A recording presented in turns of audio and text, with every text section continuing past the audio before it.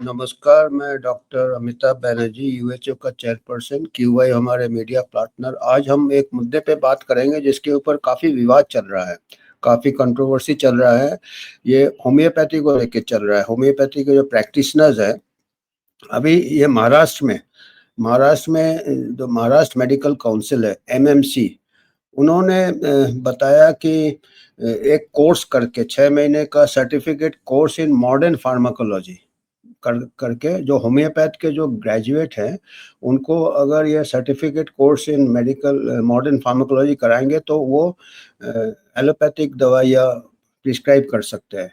तो इसके ऊपर काफ़ी कंट्रोवर्सी आ गया। इसमें जो आईएमए है, जो हमारे एलोपैथी के डॉक्टर्स हैं, वो कह रहे हैं कि इससे काफ़ी ये इतना सावधानी करना पड़ेगा, क्योंकि इसमें शायद मरीज के हित में नहीं है। मरीज, क्योंकि होम्योपैथी वाले दूसरे पद्धति से उनको सिखाया गया है, उनका ट्रेनिंग अलग होता है, और मॉडर्न मेडिसिन को 6 महीने कोर्स करके तो और मॉडर्न होम्योपैथी का जो है, ये प्रिंसिपल दूसरी तरफ है। इनका जो है, इनके जो आविष्कार किए थे, अभी देखिए डॉक्टर्स जो है ब्लैक रिबन डाले हैं महाराष्ट्र में कुछ हफ्ते पहले। तो इसके बाद जो एक आध दिन का टोकन स्ट्राइक धमकी दिए हैं, तो ये काफ़ी चल रहा है इसको लेके। और Maharashtra doctors to go on strike against government not to registration of homeopaths. तो वो होम्योपैथ्स को रजिस्ट्रेशन करेंगे कोर्स, सर्टिफिकेट कोर्स फार्माकोलॉजी में। उनका फार्माकोलॉजी अलग होता है, इनका मैटेरिया मेडिका होता है। फिर महाराष्ट्र गवर्नमेंट ने बीच में स्टे लगा दिया था, उसके बाद फिर एमएमसी ने, तो ये कभी हाँ कभी ना चल रहा है। तो इसके ऊपर हमारा थोड़ा ये सोचने वाली बात है। और हम इसको, हमको ये भी लगता है कि खाली होम्योपैथी वाले के लिए क्यों किया ये, आयुर्वेदिक वाले भी है, ईरानी वाले भी है, बीच बीच में ऐसे उनका भी आता है विवाद। पर अभी जो मुद्दा चल रहा है खाली होम्योपैथी को लेके चल रहा है। पर हमको ये है कि बाकी भी तो आयुर्वेद वगैरह है, ये है, पर इसमें कोई पॉलिटिकल पुश तो नहीं है, या कोई एक फैक्शन को आप ये कर रहे हो। और इनका कुछ इसके फायदे भी है, और फायदे जो बताए जा रहे हैं कि हमारे यहाँ डॉक्टर्स की काफ़ी कमी है, पर्टिकुलरली छोटे शहरों में, रूरल एरिया में, हेल्थ सेंटर्स में काफ़ी कमी है। तो इससे क्या होगा, कुछ कमियां पूरी हो जाएगी।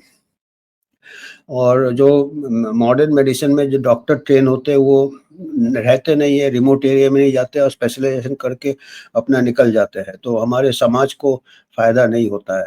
पर दूसरे तरफ ये है कि क्वालिटी कंट्रोल कैसे होगा। फिर ये है कि हम अपना जो हमने जो देखा है, इनका जो ट्रेनिंग होता है होम्योपैथी, आयुर्वेदिक, एमबीबीएस, ये काफ़ी सबका ही 4.5 साल है, और काफ़ी अच्छे से ट्रेनिंग सभी का होता है होम्योपैथिक।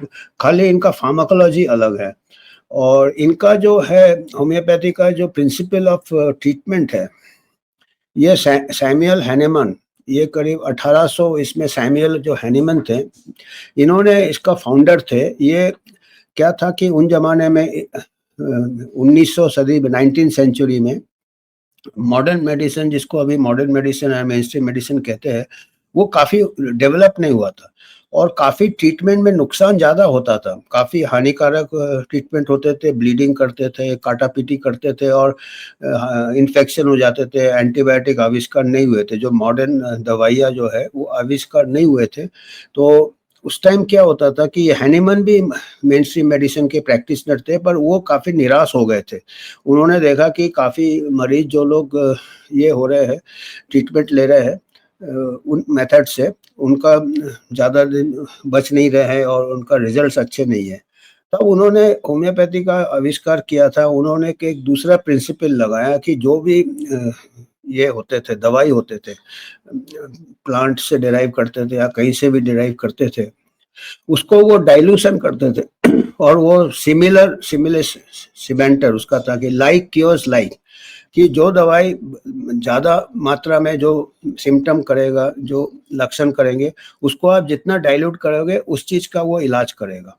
तो ये इनका दूसरा ही प्रिंसिपल है, इनका डाइल्यूशन में इनका दवाई का पावर ये कहते हैं कि बढ़ जाता है।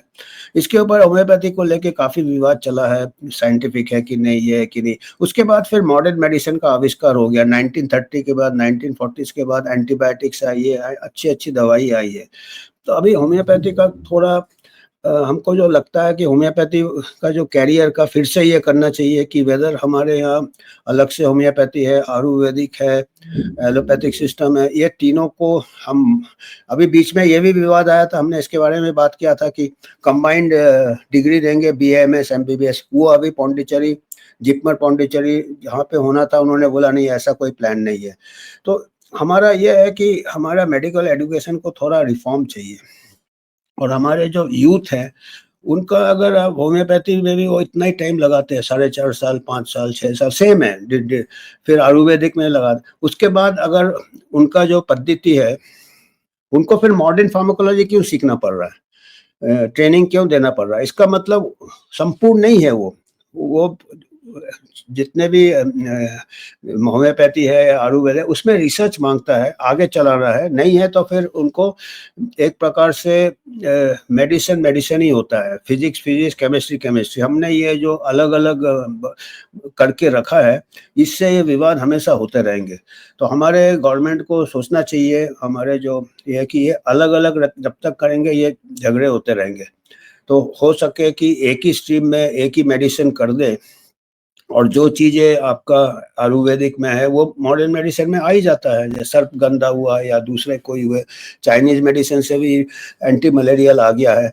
तो मॉडर्न मेडिसिन एक ही स्ट्रीम होना चाहिए, और आयुर्वेदिक में जितने रिसर्च करके जितने कुछ निकाले उसको एक ही स्ट्रीम में, और जितने भी होम्योपैथी आयुर्वेदिक कॉलेज है सबको अगर MBBS बेसिक MBBS डिग्री दे दे, जो कि प्रैक्टिशनर्स की ज़रूरत है, तो ये झगड़ा ख़त्म हो जाएगा।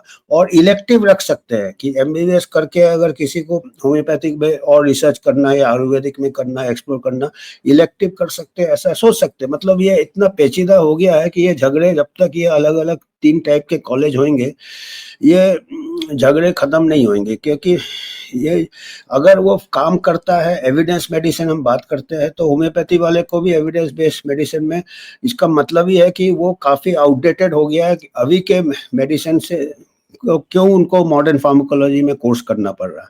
तो अगर ऐसा ही करना पड़ रहा है तो होम्योपैथिक वाले को भी MBBS और तो हमारे क्या है, डॉक्टर्स काफ़ी बढ़ जाएंगे, ट्रेन डॉक्टर्स बढ़ जाएंगे, एक ही इसमें साइंस में ट्रेन होंगे, और अगर उसमें फ़ायदा है होम्योपैथी में फिर से रिसर्च करें, ये झगड़े नहीं रहेंगे। और इसमें पेशेंट कन्फ्यूज़न भी बहुत होता है। तो ये हम खाली ये है कि हम ये सब बिंदु है जिसमें कि विवाद होता रहेगा। और अभी ऐसे दूसरा होम्योपैथी वाले ये भी कहते हैं कि बिगर सर्टिफिकेट कोर्स करके ही इन लोग से काम लिया जाता है। हमको भी मालूम है, कॉर्पोरेट अस्पताल में होम्योपैथ आयुर्वेद वाले सब मेडिकल ऑफिसर का काम करते हैं, दवाइयाँ भी लिखते होंगे, शायद काउंटर साइन करते होंगे। तो ऑलरेडी इन लोग काम कर रहे हैं, और इनका क्लिनिकल स्किल हमारे आज के तारीख में MBBS डॉक्टर से अच्छे हैं। हमारा जो खुद का तजुर्बा है, होम्योपैथ में जो ट्रेंड होते हैं या आयुर्वेद में ट्रेंड होते हैं, उन लोग अच्छे से पेशेंट का हिस्ट्री लेते हैं, एग्जामिन करते हैं। क्योंकि अभी मॉडर्न मेडिसिन वाले वो जल्दी से स्पेशलाइजेशन कर लेते हैं, और investigation and non invasive technique से उनका क्लिनिकल स्किल धीरे धीरे कम हो रहा है। तो अगर ये तीनों को हम ठीक से ये करें, कोऑर्डिनेट करें कि ये फोर्स को आपस में न लड़के, अगर कुछ तरीके से हम एक ही हम डिग्री दें, कंबाइंड भी डिग्री की मैं बात नहीं कर रहा कि इकट्ठे 2-3 डिग्री दे दे, नहीं, एक ही डिग्री दे, बेसिक MBBS या MD। मैंने कुछ कंट्रीज में देखा, जैसे थाईलैंड वगैरह में, चाइना में, वो वहाँ पे वो अलग से नहीं है, वो मेन इसमें ही ये ट्रेडिशनल मेडिसिन पढ़ाते हैं, और इसी में कर दे तो ये झगड़ा खत्म हो जाएगा। और जितने आज के तारीख में होम्योपैथिक कॉलेज, आयुर्वेदिक कॉलेज है, सबको अगर MBBS कॉलेज में कन्वर्ट कर ले, जो गवर्नमेंट के भी बहुत सारे हमारे रिसोर्सेज है, वो नहीं करके नए नए प्राइवेट खुल रहे हैं, जिसमें कि एक कमर्शियलाइजेशन, प्राइवेटाइजेशन हो गया है। बेशक रखे प्राइवेट, पर ये जो कमी है हमारी पूरी हो जाएंगी। और जो होम्योपैथी और आयुर्वेदिक वाले जो ट्रेंड रहेंगे, क्लिनिकल स्किल्स, हो सकता है वो छोटे शहरों में, गांव में भी सर्विस दे, क्योंकि वो उनको अगर दोनों ट्रेडिशन के साथ भी ये रहेगा, मॉडर्न मेडिसिन में भी ट्रेनिंग रहेगा, और वो एक ही डिग्री रहेगा, MBBS रहेगा। तो हमको आज यही कहना था, आप लोग अपना विचार दें। इतना ईज़ी रिकमेंडेशन करना ईज़ी है, पर इसको ग्राउंड में कैसे करना ये सोचना पड़ेगा। तो आज हमको इतना ही कहना था। आपको कुछ योगदान देना तो हमारे इसमें देख सकते हैं यूएचओ को। हमारा एक वॉचडॉग है ये, हम रजिस्टर्ड बॉडी है और पब्लिक फंडिंग से हम इसको आगे बढ़ाना चाहते हैं।